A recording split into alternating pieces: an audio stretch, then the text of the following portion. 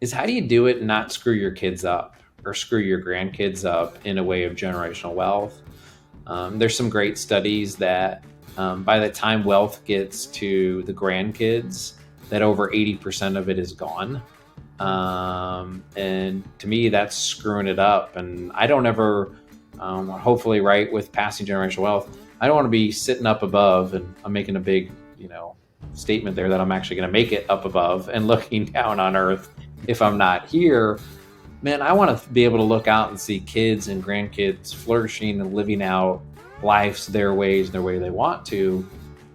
So one of the biggest things you can do for generational wealth is support the family in the following way. One, maintaining an entrepreneurial mindset and psyche of being open to starting businesses, failing at businesses, and not failing catastrophically at businesses, but finding that way. No different than your story earlier about one of your best interview questions is finding people who have failed or made a mistake.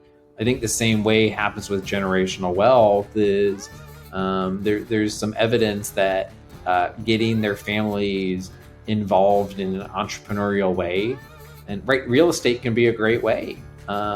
Teaching their kids or grandkids to get involved in the development deal and learning from mom and dad or grandma and grandpa, how those things worked. It's a great thing to do. But I think also passing the beliefs and values.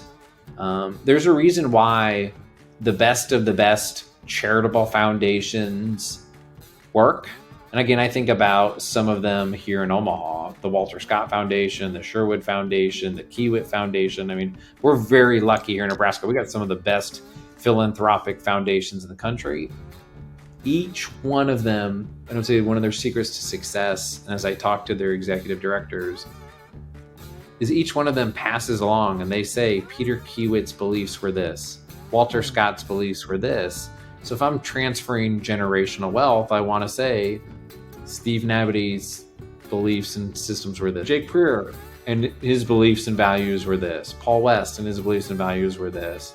So it's we have to help be open-minded to have these communications with our families, because I think a lot of us don't want to give money to our kids in the thought of screwing them up, right? I think so. We're humans, right? We're risk avoiders.